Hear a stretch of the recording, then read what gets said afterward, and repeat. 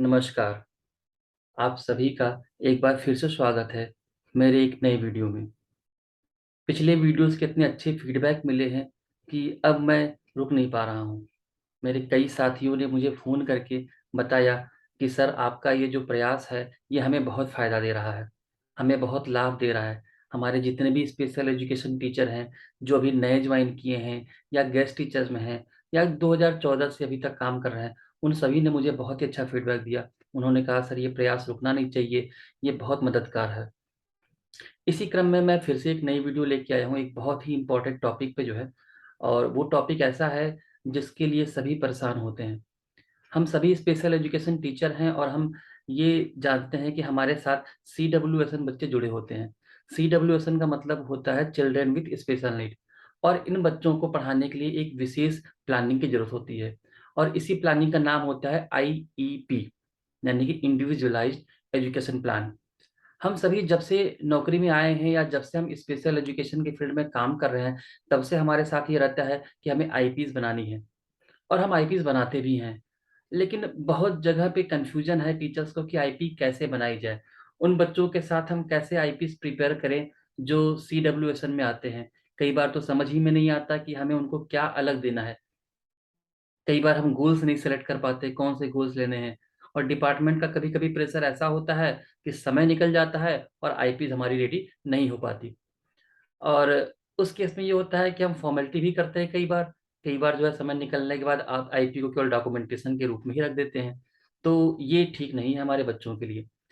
और जैसा कि आप सभी जानते हैं कि हर बच्चा स्पेशल है, चाहे वो सीडब्ल्यूएसएन हो या सीडब्ल्यूएसएन न हो, सभी स्पेशल हैं और सबके पढ़ने का तरीका और सबको पढ़ाने का तरीका डिफरेंट होता है। क्लास में भी जब टीचर जाता है, तो हर बच्चों को उनके हिसाब से बताने की कोशिश करता है। कोई बहुत तेज़ होता है, कोई बहुत धीमा होता है। और हमारे जो स्पेशल चाइल्ड्स होते हैं, इन्हें तो हमें बहुत अटेंशन देना पड़ता है। आज की इस वीडियो में मैं आपको जो है बताऊँगा कि आईपीएस को प्लान कैसे करें। वो क्या-क्या इंस्ट्रक्शन होंगे जिससे हमारी आईपीएस अच्छी बन सकती है। क्योंकि आईपीएस बनाना हमारा सबसे पहली ड्यूटी है और सबसे बड़ा नैतिक दायित्व भी है। क्योंकि जब आईपीएस बनेगा, आईपी की सही तरीके से रिव्यू होगी, उसका इम्प्लीमेंटेशन होगा और इवैल्यूएशन होगा, तभी हमारा बच्चा जो है एक सही मायने में जो है प्रोग्रेस कर पाएगा। तो ये सभी स्पेशल एजुकेशन टीचर के लिए बहुत ही ज़रूरी है। जैसा कि आप सभी जानते हैं कि मैं भी दिल्ली गवर्नमेंट में ही पीजीटी स्पेशल एजुकेशन टीचर हूँ, और हमारे साथ जो है जितने भी टीचर्स यहाँ काम करते हैं दिल्ली गवर्नमेंट में, उन सबका ध्यान मुझे है। और अभी-अभी हाल ही में 2022 में नए-नए टीचर्स जॉइन किए हैं। उन सबको जो है समस्या है कि इतनी डॉक्यूमेंटेशन होते हैं, इतनी काम होते हैं, इतनी तरह की जो है पेपर रेडी करने पड़ते हैं कि अभी उनको समझने में थोड़ा समय लगेगा। तो मुझे लगता है कि इस वीडियो से मैं एक प्रयास कर रहा हूँ ताकि उन्हें बता सकूँ कि किस तरीके से हम आईपीएस को इम्प्लीमेंटेशन कर सकते हैं। मैं ऐसा नहीं कहता हूँ कि जो हम आईपीएस बना रहे हैं या जो मैं बता रहा हूँ, वही बिल्कुल सही तरीका है, क्योंकि डिसेबिलिटी बहुत तरीके की है। 21 तरह की डिसेबिलिटी है और हर बच्चा डिफरेंट है। हो सकता है सबके आईपीएस बनाने के तरीके अलग हों, हर डिसेबिलिटी वाइज़ बच्चे पे आईपी अलग-अलग बनती है। लेकिन आज मैं जो इंस्ट्रक्शन आपको दूँगा, वो हर आईपी में लागू होता है। यदि आप उस पे ध्यान देंगे, उसे समझेंगे, तो आपके लिए आगे आईपीज़ बनाना आसान होगा। ये एक शुरुआत है आईपी के बारे में जो मैं आपको बताने जा रहा हूँ। समय के साथ मैं धीरे-धीरे आपके साथ और तरह-तरह के आईपीज़ के सैंपल भी लेके आऊँगा, ताकि आपको जो है आसानी हो। आइए ज़्यादा समय व्यतीत न करते हुए हम सीधा ही टॉपिक पे आते हैं और आपके सामने लेके आते हैं आईपीज़ को। आईपीएस की जब मैं बात कर रहा हूँ, तो मैं बात कर रहा हूँ दिल्ली गवर्नमेंट स्कूलों में पढ़ने वाले बच्चों के लिए। लेकिन जो मैं तरीका बताऊँगा, ज़रूरी नहीं कि ये दिल्ली गवर्नमेंट के बच्चों के लिए ही है। ये देश दुनिया में जहाँ भी कहीं इंक्लूसिव एजुकेशन चल रहा है या जहाँ भी कोई ऐसा टीचर है जो चिल्ड्रन विद स्पेशल नीड के साथ काम कर रहा है, उन सबको ये मददगार साबित होगा। मैं आपसे ये भी रिक्वेस्ट करूँगा जो है कि आप इस वीडियो को देखें, समझें और ज़रूरतमंदों तक ज़रूर पहुँचाएँ। क्योंकि ये आईपीएस बनाने का तरीका हमारे स्पेशल चाइल्ड्स को तो मदद करता ही करता है, लेकिन जो नॉर्मल बच्चे हैं उनको भी बहुत मदद करता है। तो आइए मैं आपको दिखाता हूँ आईपीएस किस तरीके से जो है बनाई जाती है, क्या उसमें बेसिक्स होते हैं, क्या इंस्ट्रक्शन होता है। मैं यहाँ पे रेफ़रेंस के तौर पे जो है हमारे दिल्ली ब्रांच के आईडीएसएस शाखा से जो आईपीएस बनाने की गाइडलाइन है, उसी को मैं फ़ॉलो कर रहा हूँ, क्योंकि वही गाइडलाइन जो है हमें लेके चलनी है और अपने बच्चों में इम्प्लीमेंट करना है। तो दिल्ली सरकार में जिस तरीके से आईडीएसएस शाखा के द्वारा आईपीएस बनाने के दिशा निर्देश हैं, उसी को मैं आपके सामने बताऊँगा, प्रस्तुत करूँगा और उसी के अनुसार जो है आईपी बनाने की क्या-क्या बेसिक्स होने चाहिए, वो मैं दिखाऊँगा। एक बार मैं आपको आईपीज़ का एक फॉर्मेट दिखा देता हूँ कि किस तरह से जो है आईपीज़ हमारे यहाँ लाई गई है। मैं आपके साथ एक स्क्रीन शेयर करता हूँ, आप देखिए। देखिए, ये जो आप देख रहे हैं आईपीएस का फॉर्मेट आपके स्क्रीन पे दिख रहा है, ये आईडीएसएस शाखा दिल्ली गवर्नमेंट ने जो है इसे लाया है। जहाँ पे आप देख रहे हैं कि individualised education plan part A हमारे साथ मौजूद है। इसके साथ-साथ आप देख रहे हैं कि यहाँ पे एक पार्ट बी मौजूद है और इसके साथ-साथ एक हमारे पास पार्ट सी मौजूद है। ये नया आईपी का सर्कुलर आया है, अभी हाल ही में इसे जुलाई 2022 से इम्प्लीमेंट करने के लिए कहा गया है। तो अब इसे कैसे बनाना है, क्या-क्या बेसिक्स हमें रखने चाहिए, उन सब के बारे में मैं आपको धीरे-धीरे बताऊँगा। आपसे रिक्वेस्ट है कि आप बहुत ही ध्यान से देखें और समझने की कोशिश करें। जब हम बात करते हैं आईईपी की, तो आईईपी का फुल फॉर्म होता है इंडिविजुअलाइज्ड एजुकेशन प्लान, क्योंकि ये ऐसे बच्चों के लिए होता है, हर इंडिविजुअल बच्चे के लिए होता है, इसलिए हम जो है इसे आईईपी का नाम देते हैं।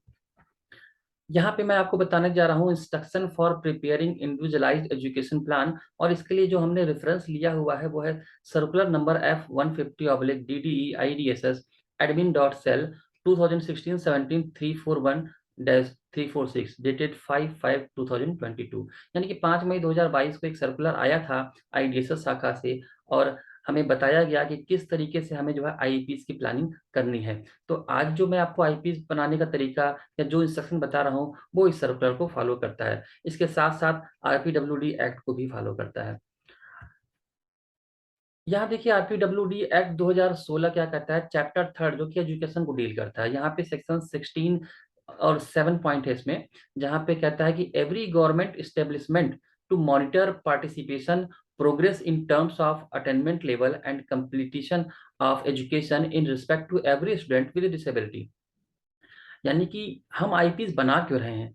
आईपी बनाना क्यों है? क्योंकि आरपीडब्ल्यूडी एक्ट 2016 जो हमारे सामने आया, उसके चैप्टर नंबर 3 जो कि एजुकेशन का सेक्शन है, वहाँ पे सेक्शन 16 के 7th पार्ट में ये बात बताई गई है कि जितने भी गवर्नमेंट एस्टेब्लिशमेंट होंगे, उन सबका ये काम है मॉनिटर करना कि जितने भी डिसेबिलिटी से रिलेटेड स्टूडेंट होते हैं, उन सबका पार्टिसिपेशन हो एजुकेशन में। साथ-साथ जो है उनकी एजुकेशन कंप्लीट हो और साथ-साथ अटेनमेंट लेवल यानी कि जो है वो उच्च स्तर को प्राप्त करें, जहाँ से वो आगे कुछ कर सकते हों। तो इस वजह से जो है आईपीज़ बनाना हमारी जो है परम कर्तव्य है और हमारी ज़िम्मेदारी है और ड्यूटी में आता है। तो RPWD act 2016 chapter 3 education section 16 7 के अनुसार जो है हम अपनी आईपीज़ को इम्प्लीमेंट कर रहे हैं दिल्ली गवर्नमेंट के सभी बच्चों के साथ। आईपीज़ के जैसे मैंने अभी आपको सैंपल दिखाया था, उसमें 3 चीज़ें आई थी, पार्ट ए, पार्ट बी और part C. Part A cover करता है basic information of the child, यानी कि पार्ट ए में हम बच्चों की बेसिक डिटेल देते हैं। पार्ट बी जो होता है वो को-करिकुलर एक्टिविटीज़ को लेके हम काम करते हैं और जबकि पार्ट सी होता है वो एकेडमिक होता है। एकेडमिक का मतलब बच्चे की पढ़ाई-लिखाई से संबंधित जो होगा। अब हम विस्तृत में जानकारी लेते हैं, पार्ट ए की बात करते हैं। पार्ट ए में क्या होता है, यहाँ पे देखिए सबसे पहला पॉइंट कह रहा है, only filled while revising the IP that is twice और thrice in an academic year, यानी कि आईपी ए को हम तभी फिल करेंगे जब हम जो है उसको रिवाइज कर रहे हैं आईपी ए को। और आईपीए जो है साल में 2 से 3 बार या 4 बार तक हम बना सकते हैं। जैसे कि हमारा सेशन अप्रैल से स्टार्ट होता है, तो हम सबसे पहले अप्रैल में पार्ट ए बनाते हैं। और जैसे कि हमारे यहाँ दिल्ली गवर्नमेंट में जो है ऐसा प्लानिंग है कि हम क्वार्टरली जो है इसकी इवैल्यूएशन करते हैं, तो इसलिए पार्ट ए जो है जब बनता है, तो अप्रैल में बनता है और इसके बाद वो जून में इवैल्यूएट होता है। अब जुलाई में हमको दोबारा यदि बनाना है, तो पार्ट ए को दोबारा से रिवाइज़ किया जाएगा। हाँ, उसमें बेसिक जानकारी जो बच्चों की है वो तो वही रहेगी, लेकिन उसके अंदर जो मॉडिफ़िकेशन होगा उसके गोल्स में, वो हम ज़रूर इम्प्लीमेंट करेंगे। तो इसका मतलब ये हो गया कि पार्ट ए जो हमें बनाना होता है, वो साल के स्टार्टिंग में ज़रूर बनेगा, लेकिन समय-समय पे इसको जो है रिवाइज़ भी करेंगे। हो सकता है साल में 2 बार, 3 बार या 4 बार जैसी नीड होगी। Annual goals shall be set at the start of the academic year in consultation with parents of CWD and subject teacher concerned। यानी कि जब हम पार्ट ए बनाते हैं, तो पार्ट ए में एक एनुअल गोल का कॉन्सेप्ट होता है, जहाँ पे हम पूरे साल के लिए जो है बच्चे का एनुअल गोल सेट करते हैं कि बच्चे को पूरे साल हम क्या-क्या सिखाएँगे। और ये एनुअल गोल सेट करने से के पहले जो है, हमें उस चिल्ड्रन विद डिसेबिलिटी के जो पेरेंट्स हैं, उनसे भी बात करनी होती है, साथ-साथ सब्जेक्ट टीचर से कि बच्चे को क्या नीड है और हमें इस पूरे साल उसके साथ क्या-क्या काम करना है। उसके बाद तीसरा पॉइंट है short term goals will be revised after evaluation of previous IP. और इसके साथ साथ हम क्या करते हैं कि प्रीवियस आईपी जो बन चुकी है उसको इवेल्युएट करते करते हम शॉर्ट टर्म गोल बनाते हैं। यानी कि पार्ट ए में आपको दो तरह के गोल बनाने हैं, एक तो एनुअल गोल बनेगा, दूसरा शॉर्ट टर्म गोल बनेगा। एनुअल गोल जो होता है वो पूरे साल के लिए होता है, और शॉर्ट टर्म गोल क्या होता है, ये थोड़े थोड़े समय के लिए होता है। जैसे कि आपने अप्रैल में बनाना शुरू किया आईपीस, तो अप्रैल के स्टार्टिंग में आपका जो है पार्ट ए बनेगा और उसमें एनुअल गोल पूरे साल का लिखा जाएगा, यानी कि पूरे एकेडमिक ईयर का। और बाय द वे आपने अप्रैल में इसके शॉर्ट टर्म गोल की बात लेते हैं, तो शॉर्ट टर्म गोल में वही एनुअल गोल को हम पार्ट वाइज करेंगे, यानी कि उसको बाइफरगेट करेंगे और देखेंगे कि जो पहला क्वार्टर हमारा है, यानी कि अप्रैल मई और जून का, उसमें हम कौन कौन सा पोर्शन है जो हम कवर करेंगे, और उस पोर्शन को हम शॉर्ट टर्म गोल में मेंशन करेंगे। ध्यान रखिए, पार्ट ए में जो एनुअल गोल है हम उसी को बाइफरगेट करके, उसे ही पार्ट वाइज करके अपना शॉर्ट टर्म गोल डिसाइड करते हैं, और वही शॉर्ट टर्म गोल हम जो है क्वार्टरली अपना कंप्लीट करते हैं। तो ये तो रही पार्ट ए की बात। जब हम पार्ट बी में आते हैं, तो पार्ट बी में देखिए क्या हमारा काम होता है, वहां पे जो बेस होता है वो को करिकुलर एक्टिविटी होता है। मैंने पार्ट ए में बताया, पार्ट ए में आपको बच्चे की बेसिक डिटेल देनी होती है, जबकि पार्ट बी क्या होता है, बच्चे के को करिकुलर एक्टिविटीज को दिखाता है। इसके साथ साथ सेकंड पॉइंट कहता है it will be prepared in collaboration and consultant with miscellaneous teacher. यानी कि पार्ट बी जब आपको करना है तो आप मिसलेनियस टीचर के साथ जो है कंसल्ट करेंगे और उनके साथ कोलाबोरेट करेंगे। मिसलेनियस टीचर का मतलब है ड्राइंग का टीचर हो गया, स्पोर्ट्स का टीचर हो गया, योगा का टीचर हो गया, म्यूजिक का टीचर हो गया, क्योंकि को करिकुलर एक्टिविटी जो है ये वही बता सकते हैं जो है कि इन बच्चों के साथ किसमें इनको जो है क्या सिखाना है, क्या कराना है। क्योंकि ये एक एकेडमिक से डिफरेंट होता है, इसलिए मिसलेनियस टीचर इनके साथ काम कर सकते हैं। थर्ड पॉइंट कहता है each will be filled with each short term goal selected. Example, if three short term goals are selected for a student, then part B forms are to be filled separately for these three goals। इसका मतलब ये है कि यदि आपने short term goal select किए हैं किसी बच्चे के, तो उस शॉर्ट टर्म गोल को जो है पार्ट बी में सेपरेट सेपरेट हमें बनाना पड़ेगा। फॉर एग्जाम्पल, यदि आपने पहले क्वार्टर में यानी कि अप्रैल से जून तक के बीच में अपने पार्ट ए में तीन शॉर्ट टर्म गोल लिए हैं, तो हमें पार्ट बी भी जो है तीन बनाने पड़ेंगे, और वो हर एक एक शॉर्ट टर्म गोल को जो है हम एक एक महीने तक कवर करने की कोशिश करेंगे। यहाँ पे जो पार्ट बी का पोर्शन होता है उसका मैक्सिमम जो हम समय लेके चलते हैं वो लगभग 1 मंथ का होता है। हमारी कोशिश होती है कि 1 मंथ में हम उसे जो है कंप्लीट कराएंगे। तो यदि आपने पार्ट ए में तीन शॉर्ट टर्म गोल लिया हुआ है, तो आपको पहले क्वार्टर में पार्ट बी के तीन कॉलम भरने पड़ेंगे, यानी कि तीन जो है शीट बनानी पड़ेगी, और वहां पे हर शॉर्ट टर्म गोल का एक अलग अलग जो है डिटेल आईपी बनेगी, ताकि जो है आप सही तरीके से इंप्लीमेंट कर सकें। तो आई होप क्लियर होगा। पार्ट ए में जो है हमें एक बार एनुअल गोल लेना है पूरे साल के लिए, और शॉर्ट टर्म गोल लेंगे जो कि हम क्वार्टर वाइज लेते चले जाएंगे। यदि आपने वहां पे शॉर्ट टर्म गोल एक ही ले रखा है तो आप एक पार्ट भी बनाएंगे, यदि आपने शॉर्ट टर्म जो है गोल दो ले रखा है तो आप दो पार्ट भी बनाएंगे। इसी तरीके से जब हम आगे बढ़ते हैं, तो मैं यहाँ पे बता दूं को करिकुलर एक्टिविटी से क्या संदर्भ मतलब है। अभी आपने देखा था यहाँ पे पार्ट बी में पहला को करिकुलर एक्टिविटी था, तो ऐसे तो आप जानते हैं, लेकिन मैं थोड़ा सा यहाँ पे और क्लियर कर दूं कि को करिकुलर एक्टिविटी में क्या हम ले क्या सकते हैं, क्योंकि हमें समझ में नहीं आता कई बार कि आखिर मैं बच्चों को क्या सिखाऊं, बच्चों को क्या कराऊं। तो यहाँ पे मैं आपको एग्जाम्पल दिखाता हूँ। को करिकुलर एक्टिविटीज में आप देख सकते हैं कि activity of daily living skill, यानी कि एडीएल जिसे हम कहते हैं, एक्टिविटीज ऑफ डेली लिविंग, जिसमें eating, bathing, shopping, personal grooming, hygiene maintaining, laundry, washing etcetera. यानी कि बच्चे को जो डेली रूटीन है, डेली खाने का, नहाने का, शॉपिंग करने का, खुद का मेकअप, पर्सनल ग्रूमिंग यानी कि खुद का जो है मेकअप कैसे कर सकता हो, हाइजीन मेंटेन कैसे कर सकता है, कैसे कपड़ों को जो है लग सकता है, साफ कर सकता है कपड़ों को, ये सारे काम जो आते हैं वो सब एडीएल में आते हैं। तो ये आप जो है गोल्स ले सकते हैं जो कि को करिकुलर एक्टिविटीज को कवर करता है। आगे देख सकते हैं थेरेपेटिक नीड यदि बच्चे की है तो उसको भी आप जो है इसमें कवर कर सकते हैं को करिकुलर एक्टिविटीज में, यानी कि जो पार्ट बी में आएगा। थेरेपेटिक नीड्स की बात करें तो इसमें ऑक्यूपेशनल थेरेपी आती है। ऑक्यूपेशनल थेरेपी में जैसे कि आप बच्चे को होल पंच का यूज करना सिखा सकते हैं, यूज ऑफ टूथपिक, टूथपिक का कैसे यूज करते हैं वो आप सिखा सकते हैं, बिल्डिंग ब्लॉक्स का इस्तेमाल करना बता सकते हैं, पेपर कटिंग करना, क्राफ्ट वर्क, ये सारे जो है वर्क हमारे ऑक्यूपेशनल थेरेपी में आते हैं। इससे बच्चे का जो है फाइन मोटर स्किल भी डेवलप होगा। इस तरह से थेरेपेटिक में स्पीच एंड लैंग्वेज थेरेपी भी आती है। स्पीच एंड लैंग्वेज थेरेपी में आप चाहें तो बच्चे की रीडिंग को ले सकते हैं, रीडिंग इंप्रूव करानी है, वोकाबुलरी उसकी स्ट्रांग करनी है, ग्रामर का पोर्शन ले सकते हैं, ग्रामर से ही करना है बच्चे का, चाहे इंग्लिश का हो या हिंदी का हो। उसकी लिसनिंग स्किल पे आप वर्क कर सकते हैं। नरेटिव स्टोरी, यानी कि बच्चे को कुछ जो है स्टोरी बनाना, यदि उसको आप कुछ कीवर्ड्स दे दें और उससे वो एक स्टोरी फॉर्म करे, तो वो आप इसमें हेल्प कर सकते हैं। कुछ वर्ड के गेम हैं जो कि कर सकते हैं, तो इससे बच्चे के लैंग्वेज और स्पीच पे जो है वर्क होगा। ऐसे ही pre vocational and vocational work है, इस पे भी आप काम कर सकते हैं, ये भी को करिकुलर एक्टिविटी में आता है। जैसे कि बच्चा जो है कुछ ऐसा सीख ले जिससे कि वो आगे चल के अपना कुछ काम भी कर सके, जो है जॉब न होने की स्थिति में भी जो है वो बेकार न बैठा रहे। जैसे इसमें आप देख सकते हैं कि use of dust pan, wash window यानी कि खिड़कियां कैसे साफ कर सकते हैं, लॉन्ड्री फोल्डिंग, कपड़ों को तह लगाना, वाटर प्लांट, पौधों को पानी देना, पौधे लगाना, मील प्रिपरेशन, खाना कैसे बना सकते हैं, वॉश या ड्राई डिश, बर्तन को साफ करना सुखाना, फीडिंग एंड केयरिंग पेट्स, यानी कि जो है अपने पालतू जानवरों को किस तरह से खिलाना है, कैसे उनका ध्यान रखना है, practice of tools like hammer and screw driver etcetera, यानी कि जो है जो टूल्स हमारे होते हैं, हथौड़े या स्क्रू ड्राइवर्स का कैसा उपयोग करना है, क्योंकि यदि ये बच्चे सीख लेंगे तो निश्चित रूप से आगे इनको कहीं ना कहीं वो काम आएगा। इसके साथ साथ मोटर स्किल डेवलपमेंट भी हम जो है इसमें लेते हैं, जो कि हमारी थेरेपेटिक नीड है। इसमें पेंटिंग करना, बैलेंसिंग करना, यानी क्ले से खेलना, डफ जिसे हम कहते हैं, स्विमिंग भी इसमें ऑप्शन है, स्विमिंग भी आप बच्चों को करने के लिए प्रमोट कर सकते हैं यदि उसका इंटरेस्ट है तो।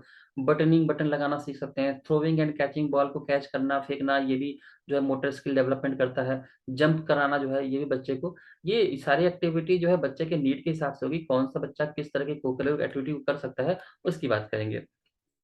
इसके बाद लाइफ स्किल डेवलपमेंट की बात करते हैं, बच्चे की लाइफ स्किल कैसे डेवलप होगी, जैसे कम्युनिकेशन का स्ट्रांग कर सकते हैं, डिसीजन लेना उसको सिखा सकते हैं, टाइम की कैसे मैनेजमेंट करनी है, इमरजेंसी नंबर को याद रखना, मनी की काउंटिंग करना, सूच को बांधना, ये सारी चीजें जो है आप जो है इसमें ले सकते हैं। तो ये सारा जितना आप देख रहे हैं को करिकुलर एक्टिविटी है, जो कि पार्ट बी में कवर होता है। तो पार्ट बी में को करिकुलर एक्टिविटी पे ही हमारा फोकस होता है, और को करिकुलर एक्टिविटीज जो है हम पार्ट ए में जो गोल बनाएंगे, यानी कि एनुअल गोल, उसमें इसको जरूर इंक्लूड करेंगे को करिकुलर एक्टिविटी को, और उसके बाद उसको शॉर्ट टर्म में बफेगड़ करके फिर पार्ट बी सबके लिए सेपरेट हम बनाते हैं। तो ये तो रहा पार्ट बी की बात। लास्ट आता है हमारा पार्ट सी। पार्ट सी जो है ये मंथली बेसिस से बनेगा। पार्ट सी मैंने आपको पहले ही बताया था कि पार्ट सी ये बच्चे का एकेडमिक है। मैंने आपको यहाँ पे देखिए, मैं एक बार फिर से दिखा देता हूँ वो इसलिए कि यहाँ पे आपने आईपी देखा था, यहाँ पार्ट ए आपका बेसिक इन्फॉर्मेशन था चाइल्ड का, पार्ट बी में कोकरिकुलर एक्टिविटीज थी, और पार्ट सी एकेडमिक था। तो हम पार्ट सी पे आ गए हैं। तो पार्ट सी में जो है एकेडमिक की जब हम बात करते हैं तो यहाँ मंथली बेसिस पे, यानी कि ये हम जो है हर मंथ के लिए बनाएंगे, प्लान भी करेंगे, उसको इम्प्लीमेंट भी करेंगे और इवोल्यूशन भी करेंगे। ये कैसे करेंगे? With help of subject teacher. यहाँ पे हम सब्जेक्ट टीचर की मदद लेंगे। Special attention to secondary and senior secondary classes. Part C का सबसे ज्यादा फोकस जो है हमारा जो होगा वो सेकेंडरी क्लास यानी 9th 10th और 11th 12th के बच्चों के लिए होगा, क्योंकि उनको सबसे ज्यादा नीड होती है एकेडमिक की। Part C will take place in inclusive classroom with regular teacher. ICT will provide additional support to the subject teacher in the form of TLM, flashcard, adaptation, teaching study, etc. Part C का जो काम होगा वो ये होगा कि वो inclusive education नहीं किया जाएगा, यानी बच्चा क्लास में ही सीखेगा। हमारा काम ये होगा कि हम जो रेगुलर टीचर है उनको जो है एडिशनल सपोर्ट दें, जैसे कि यदि किसी टॉपिक को एक्सप्लेन करना है तो उस टॉपिक से रिलेटेड कोई टीएलएम बनवा दें, या कोई फ्लैश कार्ड दे दें, या कोई एडॉप्टेशन कर दें बच्चे को कहाँ बैठाना है क्लास में जिससे उसको चीजें समझ में आए, या कोई टीचिंग स्ट्रेटेजी में चेंज करना है, तो ये हम जो है गाइड करेंगे रेगुलर टीचर को, और वो उसको इंक्लूसिव क्लासरूम में ही जो है करेगा। ये हमारा पार्ट सी का हिस्सा होगा। Part C can be also taken in resource room as per need of CW. यदि आपको लगता है किसी टॉपिक को समझाने में बच्चे को क्लास में ज्यादा दिक्कत आ रही है, ज्यादा समय आ रहा है, और उसको कुछ ऐसे बेसिक्स हैं जो कि हमें खुद से सिखाने हैं, तो हम वो रिसोर्स रूम में भी ला के बच्चे को थोड़ा हेल्प कर सकते हैं, और उसके बाद वो इंक्लूसिव एजुकेशन में वो उसको ले सकता है अपने रेगुलर क्लास में। तो इस तरह से आपने देखा कि पार्ट ए हमारा जो है बच्चे की बेसिक इन्फॉर्मेशन दे रहा है, पार्ट बी को करिकुलर एक्टिविटीज को लेकर चल रहा है, और पार्ट सी जो है आपका बच्चे के हमारे एकेडमिक को लेकर चलता है। तो अब आपको यहाँ पे ये चीजें जरूर क्लियर होनी चाहिए कि जब हम पार्ट ए बनाएंगे अप्रैल के स्टार्टिंग में, तो उसमें एनुअल गोल लेंगे पूरे साल के लिए, और उसके साथ साथ उसे शॉर्ट टर्म गोल लेंगे पहले क्वार्टर के लिए। और जब पहले क्वार्टर के लिए हम शॉर्ट टर्म गोल लेंगे, तो उसी शॉर्ट टर्म गोल को अलग अलग करके हम पार्ट बी में कवर करेंगे। पार्ट बी में जो है हमारे जितने भी को करिकुलर एक्टिविटीज हमारे गोल में आए होंगे उन सब के लिए हम पार्ट बी बनाएंगे। और पार्ट सी जो हमारा बनेगा वो बच्चे की एकेडमिक को लेके बनेगा। एकेडमिक जो है हर क्लास के बच्चों के लिए बनेगा, लेकिन 9 से 12 तक के बच्चों के लिए ज्यादा फोकस किया जाएगा। इसके साथ-साथ मैं कुछ इंपॉर्टेंट पॉइंट है जो आपको बता दूँ, यहाँ पे जो हमें याद रखना है। सबसे पहला पॉइंट है part B should be focused to CWSM with high co-curricular needs और ADL while the high educational capability part C should be focused more. यानी कि पार्ट बी पे हम फोकस उन बच्चों के लिए ज़्यादा करेंगे जिनको को-करिकुलर एक्टिविटी की नीड होती है या जिनको एडीएल की नीड है जिन बच्चों को। और साथ-साथ जिन बच्चों को पढ़ाई में ज़्यादा इंटरेस्ट है या जिसको पढ़ना ज़्यादा पसंद है, उनके लिए पार्ट सी पे फोकस किया जाएगा। तो बच्चों के नीड के हिसाब से हम कर सकते हैं। ज़रूरी नहीं है, ऐसा कोई बाउंड नहीं है कि हमें पार्ट सी में सभी सब्जेक्ट को पढ़ाना ही है। जिस सब्जेक्ट में बच्चे की नीड है, उस सब्जेक्ट के लिए ही हम जो है मॉडिफिकेशन करेंगे, सपोर्टिव पार्ट सी बनाएँगे आईपी से।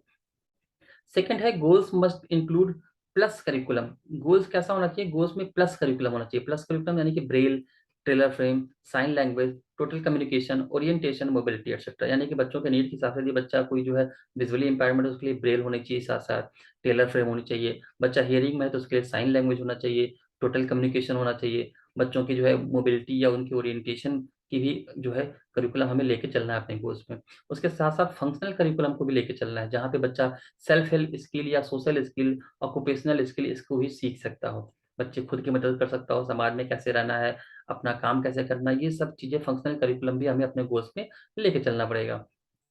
उसके साथ-साथ while framing academic goal minimum learning outcome of that class should be kept in mind.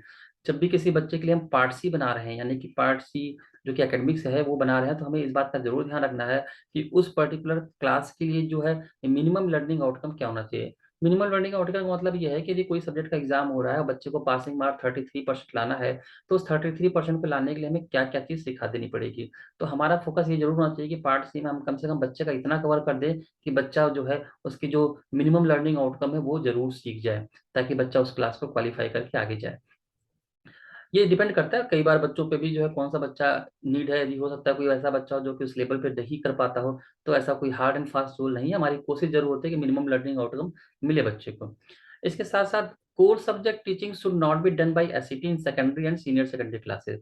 यानी कि किसी भी सीनियर सेकेंडरी क्लास या सेकेंडरी क्लास में कोई भी एसईटीज़ कोर सब्जेक्ट नहीं लेगा, यानी कोई भी सब्जेक्ट एसईटीज़ नहीं पढ़ाएगा। एसईटीज़ केवल एडिशनल सपोर्ट देगा, जैसे कि टीएलएम हो गया, कोई मॉडिफिकेशन हो गया। कोई सब्जेक्ट अब ऐसा नहीं है कि वो एसईटी जाके हम मैथ्स पढ़ा देंगे, हम फिजिक्स पढ़ाना है, हमें ज्योग्राफी पढ़ाना है, ऐसा नहीं करना है। वो जो रेगुलर सब्जेक्ट टीचर हैं, वो उसमें एक्सपर्ट हैं, वो वही पढ़ाएँगे। हमारा काम केवल एक बाहरी सपोर्ट करना है, एक एडॉप्टेशन कराना है बच्चे को, ताकि बच्चे को आसानी से चीज़ें मिल सकें। लास्ट पॉइंट है कि in part C adolescence issues should be handled with sensitivity, counselling also form an integral part of REP remedial education plan. यानी कि पार्ट सी में हमें इस बात का भी ध्यान रखना है कि जो बच्चे बड़े हो रहे हैं, जिनके साथ एडोलेसेंस इश्यू है, उन्हें भी बड़ा हमें सेंसिटिव जो है होके उनको जो है अपने साथ लेके चलना है, बड़ी उनकी काउंसलिंग समय है तो काउंसलिंग भी करनी है। ये भी हमारा एक इंटीग्रल पार्ट है हमारे आरईपीज़ का। आरईपी की बात करते हैं तो आरईपी पार्ट सी को ही हम आरईपी कहते हैं, जो हमारा पार्ट सी एकेडमिक बन रहा है, वही आरईपी बोला जाता है, जिसे हम रिमेडियल एजुकेशन प्लान कहते हैं। तो ये सारे पॉइंट्स हैं जो कि हमें ध्यान रखना पड़ेगा जो है आईपीज़ को बनाते समय। तो यहाँ पे मैंने आईपी की इंस्ट्रक्शंस आपको दी हैं कि आईपीज़ में हमारे जो है पार्ट ए, पार्ट बी और पार्ट सी बनाए जाएँगे। पार्ट ए जो है साल में स्टार्टिंग बनेगा, जहाँ पे हम एनुअल गोल हम सेलेक्ट करते हैं और उसके बाद हर क्वार्टर के लिए उसमें शॉर्ट टर्म गोल जो है चेंज करते हैं। तो यदि आपने साल में 4 आईपीज़ बनाने हैं, यानी कि 4 क्वार्टर लेके चलना है, तो पार्ट ए तो पहली बार बन जाएगा जहाँ पे एनुअल गोल लिख दिए जाएँगे। लेकिन हर बार हर क्वार्टर से पहले पार्ट ए को रिवाइज़ किया जाएगा, मॉडिफाई किया जाएगा और वहाँ पे शॉर्ट टर्म गोल को चेंज किया जाएगा। यानी कि यदि साल में हम 4 बार जो है 4 क्वार्टर लेके चलते हैं, तो हम 4 बार आईपीए बनाएँगे और उसमें हर बार शॉर्ट टर्म गोल को मॉडिफाई करेंगे। उसके साथ-साथ पार्ट बी जो हम बनाते हैं, पार्ट बी हमारी चूँकि को-करिकुलर एक्टिविटीज़ पे बेस्ड है, तो यदि हमारे शॉर्ट टर्म गोल में को-करिकुलर एक्टिविटीज़ ली गई है, तो जितनी भी को-करिकुलर एक्टिविटीज़ ली गई है, उन सभी के लिए जो है हम अलग-अलग आईपीज़ भी बनाएँगे। यदि आपने शॉर्ट टर्म गोल में 2 एक्टिविटी ली गई जो कि को-करिकुलर एक्टिविटी से है पार्ट ए में, तो आपको जो है 2 आईपीबी बनानी पड़ेगी। तो आईपीबी का कॉन्सेप्ट ये है। उसके साथ-साथ जब हम आईपीसी की बात करते हैं, आईपी पार्ट सी की, तो पार्ट सी में एकेडमिक बेस्ड है, ये मंथली बनाना है, तो आपको हर मंथ किसी न किसी सब्जेक्ट का एक या एक से ज़्यादा सब्जेक्ट का आपको आरईपी यानी कि आईपी पार्ट सी जो है बनाना पड़ेगा और बच्चे के नीड के हिसाब से जिस सब्जेक्ट में नीड है, उसके जिस चैप्टर में प्रॉब्लम हो रही है, उसको मॉडिफाई करेंगे और मॉडिफाई करके रेडी करना है। मैं यहाँ पे आपको एक बात ज़रूर बता दूँ कि यदि आप आईपीज़ को समय से पहले बना लेंगे, तो आपके लिए पूरा साल बहुत आसान रहेगा, आपको पता रहेगा आपको क्या काम करना है। कई बार क्या होता है कि हम परेशान होते हैं, हम गोल्स नहीं सेलेक्ट कर पाते हैं, तो गोल्स जब तक सेलेक्ट नहीं होंगे, हम बच्चों पे काम नहीं कर पाते। तो बच्चों के नीड के हिसाब से आप उनके गोल सेलेक्ट कीजिए। उनके गोल्स के लिए मैंने आपको काफ़ी यहाँ पे हिंट किया हुआ है कि को-करिकुलर एक्टिविटी में भी आप क्या-क्या गोल्स ले सकते हैं। एकेडमिक का आपको पता ही है कि बच्चे अपने सब्जेक्ट को ही लेके चलते हैं। तो वहाँ से उनके सब्जेक्ट या उनके टॉपिक जो भी उनके लिए मेंशन है पर्टिकुलर क्वार्टर के लिए, वहाँ से आप उनके गोल्स ले सकते हैं, तो गोल्स लेना बहुत मुश्किल नहीं है। आगे भी मैं आईपीएस के और भी वीडियोज़ बनाऊँगा और जिसमें आपको आईपीएस के कुछ और सैंपल्स भी दिखाऊँगा कि आईपीएस कैसे बनाई जा रही है। यहाँ पे केवल मैं आपको एक इंस्ट्रक्शन दिया हूँ और मैं उम्मीद करता हूँ कि ये इंस्ट्रक्शन आपको बहुत हेल्प भी करेगा। तो यहाँ पे जो है मैं समाप्त करता हूँ अपनी पीपीटी को। आपका सभी का बहुत-बहुत धन्यवाद। यहाँ पे मेरी बेसिक डिटेल भी दी गई है, जैसे कि मैंने आपको बताया कि Sunny Srivastava, PGT special education teacher. CRR number मेरा 837726 है। कॉन्टैक्ट नंबर, ईमेल आईडी है bhu.sunny@gmail.com और ये हमारा कॉन्टैक्ट नंबर है। तो इस तरीके से जो है आपको मैंने आईपीएस के बारे में सारी इंस्ट्रक्शन दी है। आई होप आपको काफ़ी कुछ समझ में आया होगा। अब यदि आप आईपीएस को थोड़ा फ़ोकस करेंगे, थोड़ा ध्यान देंगे, तो आप इस पे अच्छी आईपीएस बना सकते हैं। समय आ रहा है, देखिए अक्टूबर आने वाला है और हमें पता है कि दिल्ली गवर्नमेंट में अक्टूबर में नई आईपी दोबारा से बनानी पड़ती है। तो मैं उम्मीद करता हूँ कि आप अक्टूबर में जब आईपी बनाने जाएँगे, तो इस इंस्ट्रक्शन को ज़रूर फ़ॉलो करेंगे और आईपीएस पहले से और बेटर बनाएँगे। मैं अब एक बार फिर से ये बात दोहराना चाहता हूँ कि हर बच्चे की आईपीएस डिफरेंट होती है। ज़रूरी नहीं है कि जो मैंने तरीका बताया है, ऐसे ही आईपी बनती है। लेकिन मैं जो आपको ऑप्शन या इंस्ट्रक्शन दिया हूँ, ये जो है हमारे दिल्ली सरकार में जो आईडीएसएस शाखा है, उसके अंतर्गत जो हमारे पास गाइडलाइन आई थी, मैं उसी को आपके साथ इंट्रोड्यूस किया हूँ। आई होप आपको मेरा वीडियो पसंद आया होगा और मैं उम्मीद करता हूँ कि जो है आप इसी तरीके से हमारी वीडियोज़ को देखते रहें, लाइक करें और सब्सक्राइब करें ताकि हमारी जो भी नई वीडियोज़ बनती जाएँ, वो आप तक मिलती जाएँ। आप सभी का बहुत-बहुत धन्यवाद। आपने इतना समय दिया। आपका दिन शुभ हो। नमस्कार।